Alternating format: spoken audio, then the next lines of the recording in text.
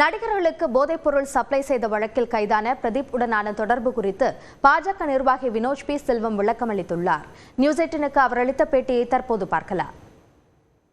ஸ்ரீகாந்த் அதே போல் சில நடிகர்கள் எல்லாம் கைது செய்யப்பட்ட விவகாரத்தில் பிரதீப் அவருடைய முக்கியமான பங்கு இருக்குன்னு முக்கிய குற்றவாளியாக சொல்லியிருக்காங்க.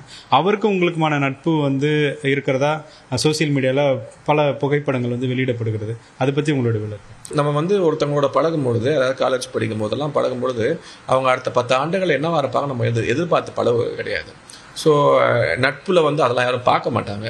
But in course of time அந்த ஃப்ரெண்ட்ஷிப் அப்படிங்கிறது துண்டிக்கப்பட்டு ஒரு 6-7 வருட காலமாகி விட்டது.